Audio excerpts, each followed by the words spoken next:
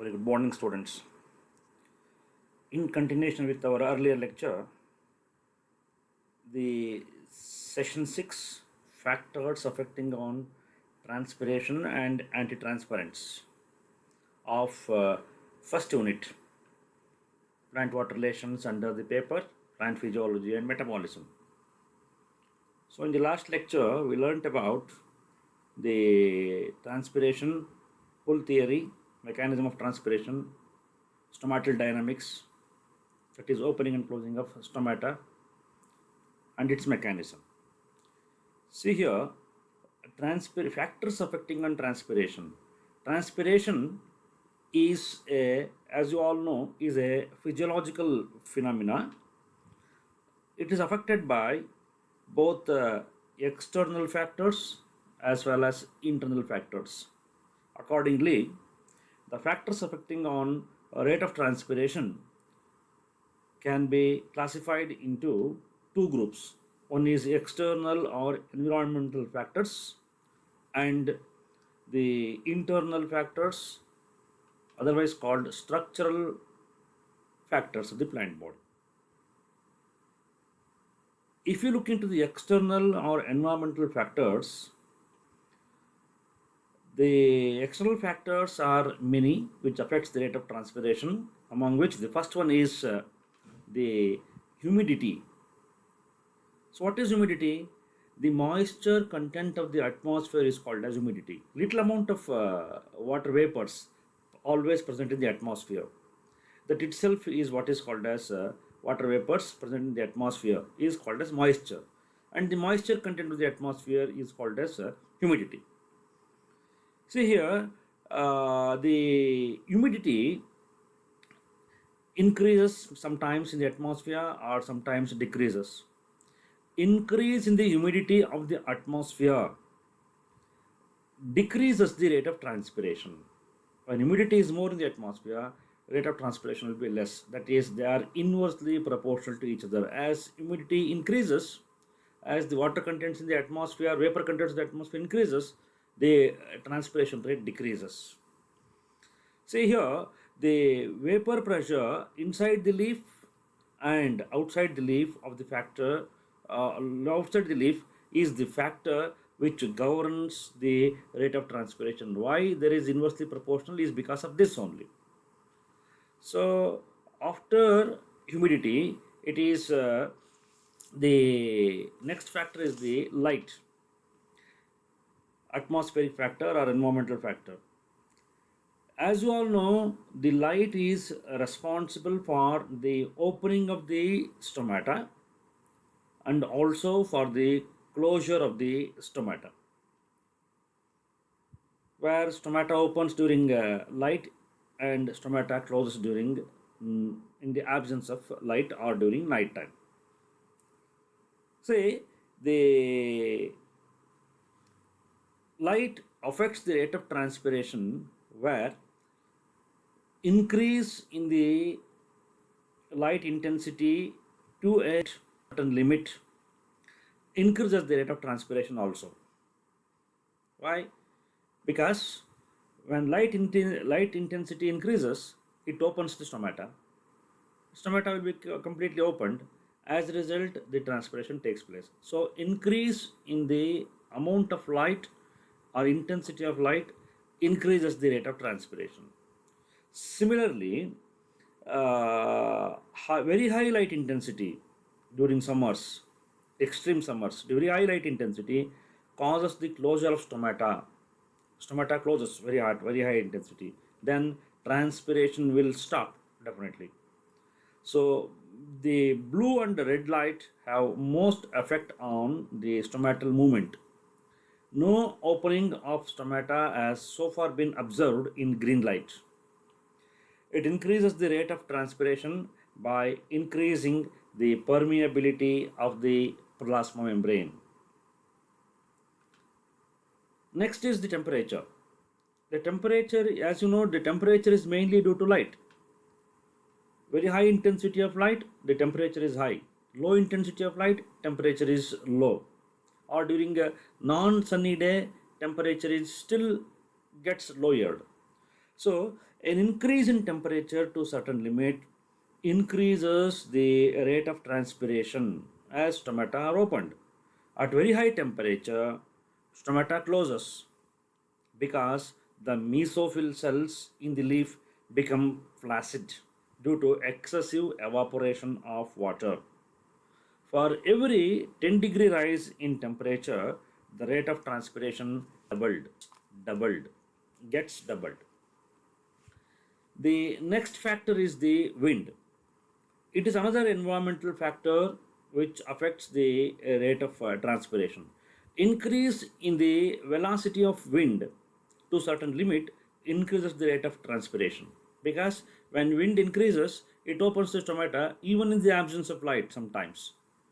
Even in diffused light also, the stomata gets opened in presence of increased wind velocity. High wind velocity, the stomata closes. At very high wind velocity, stomata closes. And the rate of transpiration may be retarded, that is reduces. This is due to the cooling effect of the plant body, which is brought about by the wind. At very high wind velocity, by extreme increase in water loss, it reduces the capacity of the mesophyll cells to store the water. When the cells become flaccid, stomata closes. What is this flaccidity? Due to excessive loss of water in the form of vapors during transpiration, the exosmosis takes place in the mesophyll cells of the leaf. As a result, the turgor pressure of the mesophyll cells reduces and the cells attain a state of flaccidity. And then after the wind, the next factor is the atmospheric pressure. When atmospheric pressure is very high, the rate of transpiration is low. This again, it is inversely proportional to each other. Plants growing in high altitudes at very high heights on mountain regions have distinctly lower atmospheric pressures, and those plants have a high rate of transpiration if other environmental factors are not limiting. Other environmental factors means when we are talking about atmospheric pressure, wind, temperature, light, all becomes other environmental factors. When they are not limiting, when this is acting as a limiting factor, it inversely proportional to the wind velocity, atmospheric pressure and the rate of transpiration. So also another external factor is the soil factors. All necessary water is absorbed from the soil only. The plants gets water directly from the soil. Factors like water content, composition, that is temperature, concentration of the soil solution, etc., indirectly influence the transpiration. That means to say, soil contains water in a solution form. So not only the solution form, it contains many inorganic and other dissolved substances in soil water. It is not in a pure form in soil. So soil has got temperature and concentration of soil solution. All these play a important role in the velocity of wind. In the transpiration rate. Similarly, the rate of transpiration is affected by certain internal factors or structural factors of the plant body, plant factors. Leaf area. If the leaf area is more, the transpiration rate will be faster, as you could know, because more leaf area, epidermal surface is more, and the stomatal distribution is also more. However, the rate of transpiration per unit area is more in smaller leaves than in larger leaves, because higher number of stomata in the smaller leaves. Number of stomata per unit area of the leaf is called stomatal frequency. Number of stomata per unit area means 1 centimeter breadth, 1 centimeter long width. So together it's called 1 by 1 by 1. This is 1 square centimeter. So the total number of stomata present in that area is the stomatal frequency. Stomatal frequency. So more the frequency of stomata, higher will be the transpiration. Less the frequency of stomata, less will be the transpiration. Similarly, the structural peculiarity of the leaf. The anatomical features of the leaf, like sunken stomata, Sunken stomata means sometimes in xerophytic plants, stomata hidden below the epidermis, that they are called sunken stomata. Vestigial stomata, stomata which are functionless, are referred to as vestigial stomata. Presence of hairs on the leaf, epidermal hairs. Cuticle, that is waxy coating on the epidermis, is called as a cuticle. Presence of hydrophilic substances, that is colloidal substances like gums, mucilage, etc. in the cells. Compactly arranged musophils arrangement, if they are present compactly, tightly, side by side. All these help to reduce the rate of transpiration. Because sunken stomata, we all know vestigial stomata, presence of epidermal hairs, and then presence of waxy layer, that is cutin, and water absorbing substances like gums, mucilage, colloidal substances, and compact arrangement of mucilage all reduces the rate of transpiration. Root shoot ratio and orientation of the leaves. If the leaf in a plant body is transverse in its direction to the stem, at right angles to the stem, if the leaves are present, the stomata leaf surface get exposed to sunlight and stomata opens, and then transpiration takes place.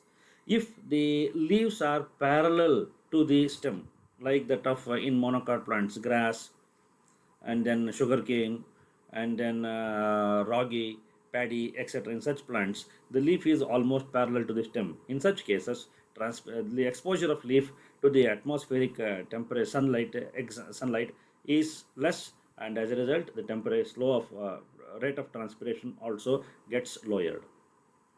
After knowing the external factors and internal factors which affect the rate of transpiration, let us know about the anti-transpirants. Anti-transpirants, this as the name itself indicates, they are the chemical substances which are used to reduce the rate of transpiration in plants. When the rate of transpiration exceeds the rate of absorption of water, scarcity of water is there in the plant body. If the plant absorbs 1 liter of water, and if the transpiration is more than 1 liter, then there will be no water in the plant body for metabolic reactions, for growth, development, etc. So that is why the certain chemicals are there. If we utilizing those chemicals, we can reduce the rate of transpiration. So such chemicals which are applied on the leaves of the plants to reduce the transpiration rate and to preserve and protect the plant from getting dried, they are called as anti-transpirants. We have been used to protect we have been using these anti-transpirants to protect leaves from saltburn and also from fungal diseases. They block the active excretion of hydrogen cations from the guard cells. Due to presence of carbon dioxide, a rapid acidification of cytoplasm takes place, leading to stomatal closure, and it moves to the stomata, where it is responsible for checking the intake of potassium ion or reduces the loss of potassium ion from the guard cells. These anti-transpirants are of two types: metabolic inhibitors and film forming anti-transpirants. Metabolic inhibitors means to say this inhibits the transpiration. How?